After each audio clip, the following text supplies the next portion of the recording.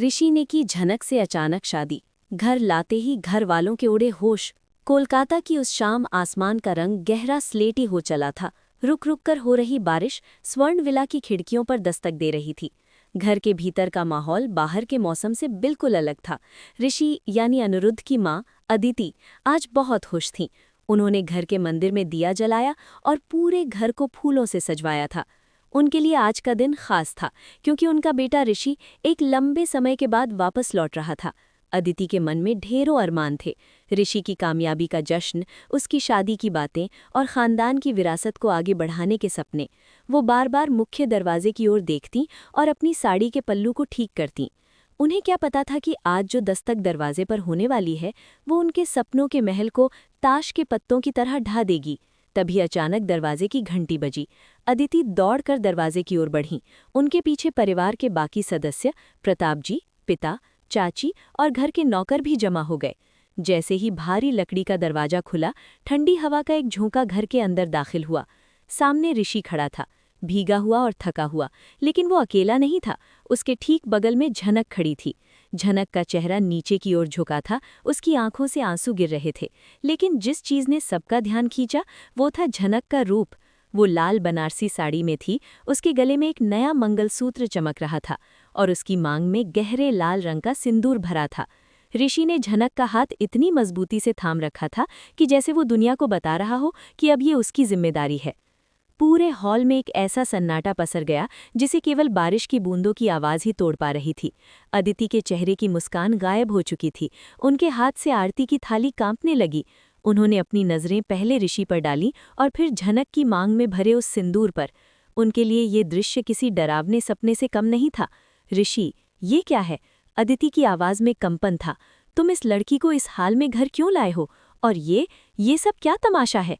ऋषि ने अपनी आवाज को जितना संभव हो सके स्थिर रखने की कोशिश की और कहा, माँ, ये तमाशा नहीं है। झनक मेरी पत्नी है। मैंने इससे शादी की है और आज से ये इस घर की बहू है। ऋषि के ये शब्द सुनते ही जैसे घर में विस्फोट हो गया। चाची ने जोर से चिल्लाते हुए कहा, क्या तुम पागल हो गए हो ऋषि? इस अनाथ लड़की को, जिसे हमने दया करके पनाह दी थी, तुम उसे हमारे खानदान की बहू बनाकर लाए हो? क्या तुम्हें अपनी माँ की ममता और अपने पिता की इज्जत का जरा भी ख्याल नहीं आया? प्रताप जी भी आगे आए। उनका चेहरा गुस्से से तमतमा रहा था। उन्होंने ऋषि की ओर उंगली उठाते हुए कहा, एक पल में तुमने हमारे कुल की मर्यादा को मिट्टी में मिला दिया। इस लड़की के साथ तुम्हारा क्या रिश्ता हो सकता है? तुमने बिना बताए इतना बड़ा फैसला कैसे ले लिया? ऋषि ने जवाब दिया, पिताजी, हालात ऐसे थे कि मुझे ये कदम उठाना पड़ा। अगर मैं झनक से शादी नहीं करता तो आज वो जिंदा नहीं होती। उसे सम्मान देना मेरा कर्तव्य था। अदिति के लिए ऋषि के तर्क कोई मायने नहीं रखते थे। उन्हें तो बस अपनी आंखों के सामने अपने अरमान टूटते दिख रहे थे। उन्हें वो अर्पिता याद आ रही थी जिसे उन्होंने ऋषि के लिए पसंद किया था। उन्हें वो समाज याद आ रहा था जो कल तक उनकी मिसाल देता था और आज उन पर हंसेगा। अदिति धीरे धीरे झनक की ओर बढ़ी। उनकी आंखों में नफरत और तिरस्कार साफ झलक रहा था। तुमने मेरा बेटा मुझसे छीन लिया। अदिति ने झनक के कंधे पकड़कर उसे झंझोरा। क्या यही तुम्हारी सच्चाई है? हमने तुम्हें सिर छुपाने की जगह दी और तुमने हमारे ही घर की नींव खोद दी। तुम एक काली परछाई बनकर आई हो झनक, जिसने मेरे घर की रोशनी बुझा दी। झनक कुछ नहीं बोली, वो बस सिसकती रही। उसके पास अपनी सफाई में कहने के लिए कुछ नहीं था, क्योंकि उसे खुद नहीं पता था कि उसकी तकदीर उसे यहाँ तक ले आएगी। ऋषि ने अदिति का हाथ झनक के ऊपर से हटाया। माँ, बस बहुत हुआ। झनक की इसमें कोई गलती नहीं है। जो कुछ भी हुआ उसमें मेरी मर्जी शामिल थी। मैंने उसे मजबूर किया इस शादी के लिए। ऋषि के ये शब्द अदिति के कलेजे को चीर गए। उन्हें लगा कि जिस बेटे को उन्होंने अपनी जान से ज्यादा चाहा, वो आज एक पराई लड़की के लिए अपनी माँ के खिलाफ खड़ा हो गया है। अदिति ने पीछे हटते हुए कहा, तो तुमने चुन लिया ऋषि? तुमने अपनी माँ के आंसुओं के ऊपर इस लड़की के सिंदूर को रखा? ठीक है, अगर ये तुम्हारी पत्नी है तो आज से मैं तुम्हारी माँ नहीं हूँ। इस घर में या तो ये रहेगी या मैं। बहस इतनी बढ़ गई कि अदिति का ब्लड प्रेशर अचानक से बढ़ गया। उनका सिर चकराने लगा। उन्हें अपनी आंखों के सामने सब कुछ धुंधला दिखाई देने लगा।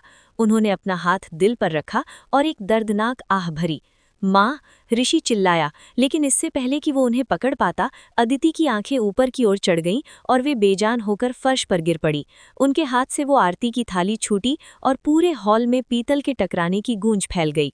कपूर का दिया बुझ गया, जो शायद इस बात का संकेत था कि घर की शांति भंग हो चुकी है। घर में कोहराम मच गया। प्रताप जी और चाची दौड़कर अदिति के पास पहुंचे। ऋषि ने उन्हें अपनी गोद में उठाया। माँ, आंखें खोलो माँ, मुझे माफ कर दो माँ। अदिति को उनके कमरे में ले जाया गया। डॉक्टर को तुरंत फोन किया गया। झनक अभी भी वहीं मुख्य द्वार पर खड़ी थी जहां ऋषि उसे छोड़कर मां के पास भागा था।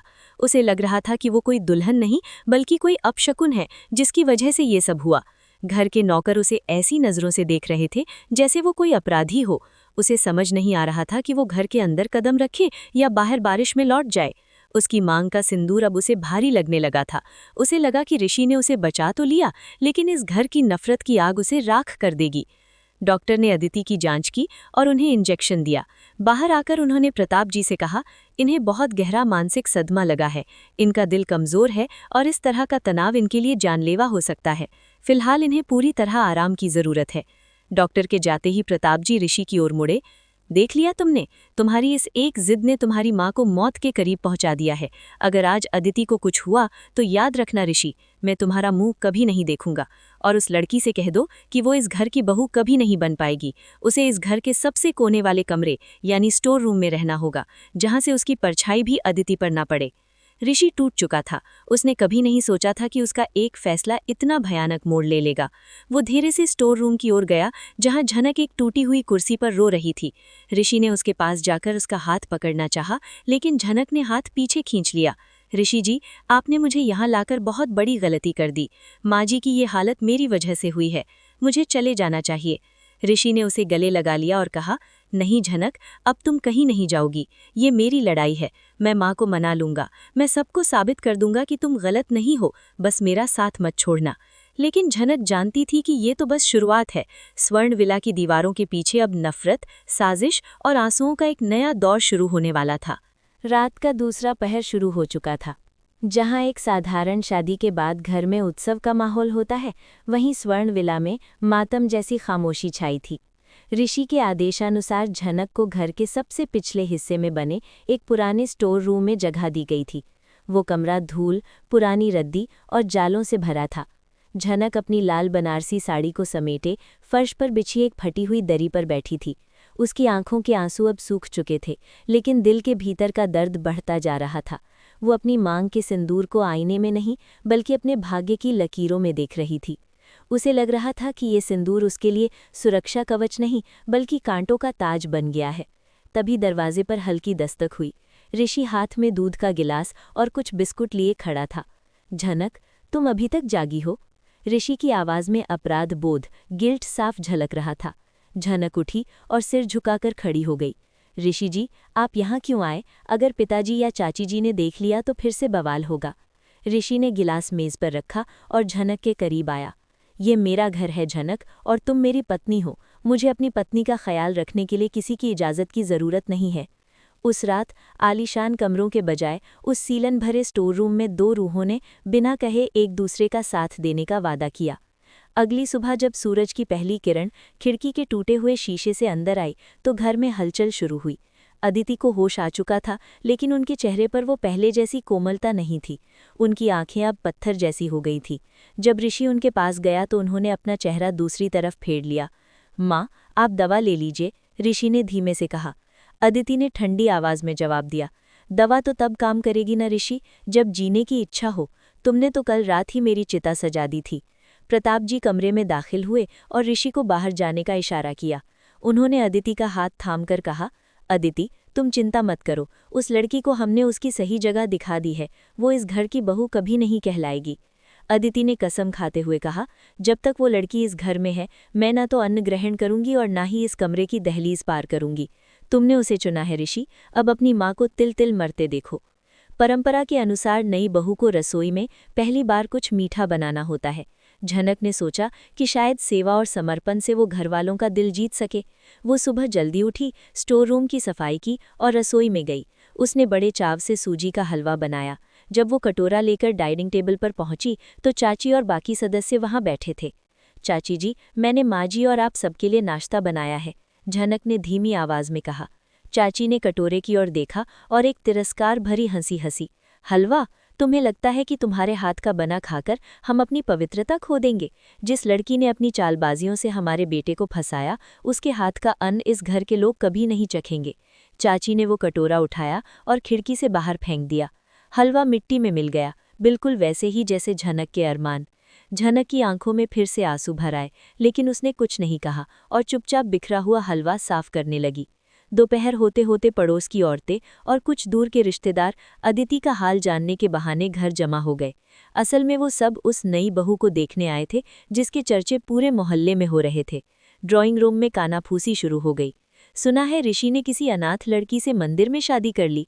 बेचारी अदिति का तो खानदान ही डूब गया। तभी झनक पानी लेकर वहां पहुंची। सबको उम्मीद थी कि वो किसी अप्सरा जैसी होगी, लेकिन उसे साधारण सूती साड़ी में और सिर झुकाए देखकर लोगों ने और भी ताने दिए। एक बुजुर्ग औरत ने कहा, अरे ये तो वही लड़की है ना जो यहाँ काम करने आई थी। ऋषि ने तो नौकरानी को ही महारानी बना दिया।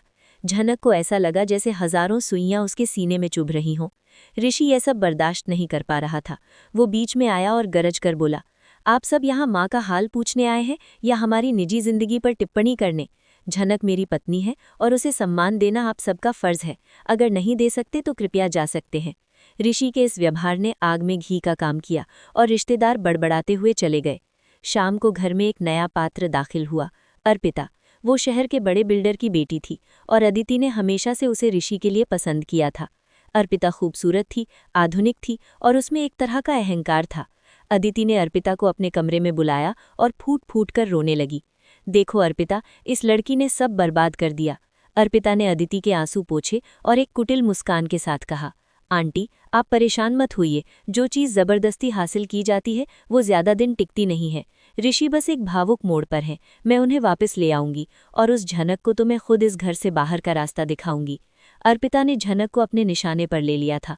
उसने उसी रात ऋषि से मिलने का बहाना बनाया और झनक के सामने ही ऋषि से अपनी पुरानी यादें ताज़ा करने लगी ताकि झनक को उसकी औकात का एहसास कराया जा सके। अगले कुछ दिन ऋषि के लिए बहुत कठिन रहे। उसकी शादी की खबर उसके ऑफिस तक पहुंच गई थी। उसके बॉस ने उसे केबिन में बुलाया। ऋषि, तुम्हारी पर्सनल लाइफ की वजह से कंपनी की साख पर असर पड़ रहा है। क्लाइंट्स तुम्हारे स्कैंडल के बारे में बातें कर रहे हैं। तुम्हें कुछ समय के लिए छुट्टी पर जाना चाहिए या फिर इस मामले को सुलझाना चाहिए। ऋषि को समझ नहीं आ रहा था कि एक पवित्र रिश्ता स्कैंडल कैसे बन गया। वो घर लौटा तो और भी हताश था। उसने झनक को देखा जो अब घर के भारी काम भी कर रही थी क्योंकि चाची ने नौकरों को छुट्टी दे दी थी।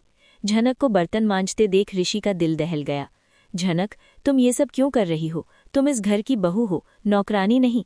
झनक ने फीकी मुस्कान के साथ कहा, रिश्ते काम से नहीं सम्मान से बनते हैं ऋषि जी।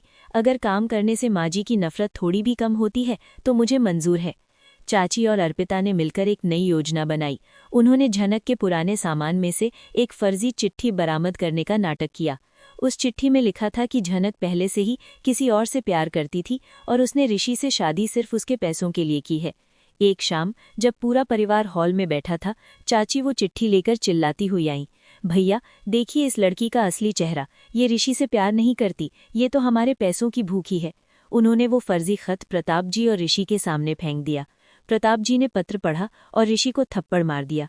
देख लिया अपनी पसंद का नतीजा। जिस लड़की के लिए तुमने अपनी माँ को ठुकराया वो तुम्हें धोखा दे रही है। ऋषि ने पत्र देखा, लिखावट झनक जैसी ही थी। झनक सन रह गई। ये झूठ है, मैंने ऐसा कुछ नहीं लिखा। लेकिन उसकी सुनने वाला कोई नहीं था। ऋषि के मन में संदेह का बीज बो दिया गया था। वो झनक के पास गया और उसका कंधा पकड़कर चिल्लाया, झनक क्या ये सच है? क्या तुमने मुझे सिर्फ मोहरा बनाया?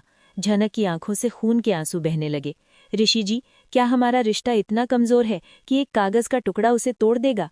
ऋषि ने उसे झटक दिया और अपने कमरे में जाकर दरवाज़ा बंद कर लिया। झनक उस रात बारिश में घर के आंगन में खड़ी रही। उसे लगा कि अब उसके पास खोने के लिए कुछ नहीं बचा। उसने भगवान की मूर्ति के सामने हाथ जोड़े और कहा कि अगर मेरा प्यार सच्चा है तो सच सबके सामने जरूर आएगा। अगले दिन ऋषि को चाची के कमरे के पास से गुजरते हुए उनकी और अर्पिता की बातें सुनाई दी।